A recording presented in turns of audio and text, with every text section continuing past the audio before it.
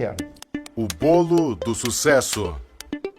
Estudando profundamente o que Napoleão Hill levantou e etc., e eu cheguei à conclusão que, do mesmo modo que você não faz um bolo só com farinha, nem só com manteiga, nem só com ovos, cada um desses ingredientes é necessário, porém não suficiente, e eu criei o que eu chamo o bolo do sucesso, onde eu escolhi 6 ingredientes. O primeiro é você ter uma boa autoestima, que funciona como um termostato, nós podemos discutir isso depois. A segunda é a sua capacidade de se comunicar, que é fundamental, principalmente no mundo de hoje, onde a comunicação é talvez o mais importante de tudo, o sucesso. Terceiro é a sua estabilidade, a sua capacidade de estabelecer objetivos, criar estratégia, criar táticas para colocar aqueles objetivos, implementá-los. A sua atitude determina a sua altitude na vida, a sua dedicação ao trabalho e a sua ambição saudável. Então são 6 elementos, ó. É a boa autoestima, boa comunicação, saber estabelecer metas, ter uma atitude positiva, dedicação ao trabalho de uma forma inteligente e hoje melhor do que ontem, amanhã melhor do que hoje. O japonês chama de Kaizen, que é melhora contínua. A palavra Kaizen, no Japão, 1945, Hiroshima, Nagasaki, 40% do Japão destruído. Com essa simples filosofia de uma palavra, que é K-A-I-N-Z-E-N, Kaizen, que é melhora contínua, o Japão saiu de lá e hoje ele é o 3º per capita no mundo, entendeu? O 3º país mais desenvolvido do mundo, então, ou seja, está lá no pódio. Saiu de 40% destruído, é um arquipélago com mais de 3.000 ilhas, não é um continente, muito complicado, mas, no entanto, com a filosofia Kaizen, que é melhora contínua, que eu recomendo você adotar isso, eu adotei isso na minha vida. Hoje é melhor do que ontem, amanhã é melhor do que hoje, ou seja, cada vez a próxima apresentação vai ser melhor que essa, é assim que a gente faz. Então, com isso aí, e aí você junta esses 6 ingredientes com a pitadinha do que eu chamo a diferença entre o profissional e o amador. O que difere o profissional do amador? Paciência e persistência. Porque o amador, se não der certo, ele chuta o pau da barraca.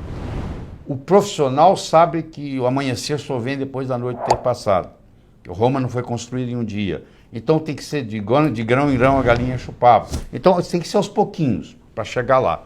Então eu coloco esses 6 ingredientes com paciência e persistência e o resultado só pode ser um: obter aquilo que você quer. O próximo. Aquele indivíduo que fala assim, eu não preciso mais de dinheiro. Bom, trabalha para ajudar o próximo, pô. Passa a ganhar para os outros. Porque se o seu vizinho está com problema, o problema é seu também, não é do vizinho. Né? Você vai, na sociedade que nós vivemos, principalmente aqui no Brasil, você tem que fazer a sua parte e a parte dos outros, infelizmente. Você tem que contribuir de uma forma ou de outra, não é só com ideias, mas às vezes mesmo financeiramente. Escolhe instituições de caridade que você acha que vale a pena e faça suas doações, ajudando. Quer dizer, se você já tem dinheiro suficiente, vai canalizar para isso. Imaginação e conhecimento. Numa briga entre imaginação e conhecimento, a imaginação sempre ganha. Então, o que é imaginar? É visualizar. Então, é o chamado crer para ver. São Tomé dizia, eu preciso ver para crer. Eu acho que São Tomé estava enganado, desculpe. Porque, na realidade, você tem que crer para ver.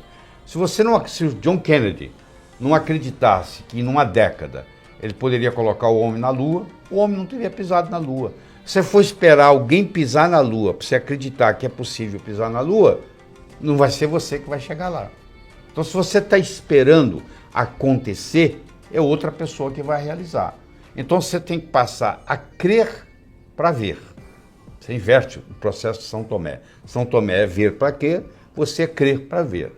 Então, quando eu me mudei para os Estados Unidos, a minha crença era de que em pelo menos 2 anos eu ia começar a dar aula para americanos de cardiologia.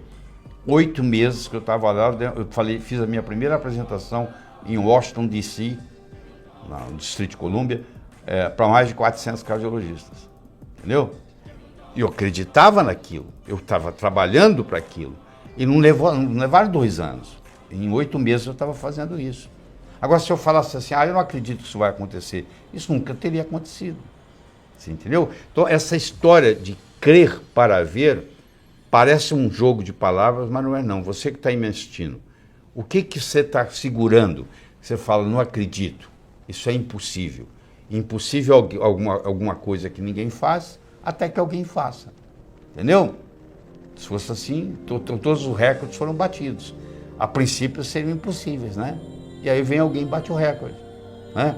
E aí vem outro e bate aquele recorde, porque acredita que vai acontecer. Então, se você levar esse pensamento para você, eu vou partir do princípio de crer para ver. Eu vou ter o futuro não como uma expectativa, mas como uma possibilidade. O que quer dizer isso? Se eu tenho um futuro como uma expectativa e isso não acontece, eu fico frustrado. Se eu tenho um futuro como uma possibilidade e isso não acontece, foi apenas uma possibilidade, que não deu certo. Vamos ver na próxima. Isso é muito importante, como que você vai estabelecer suas metas. Você vai estabelecer suas metas, eu não estou garantindo que você vai atingir os objetivos 100%.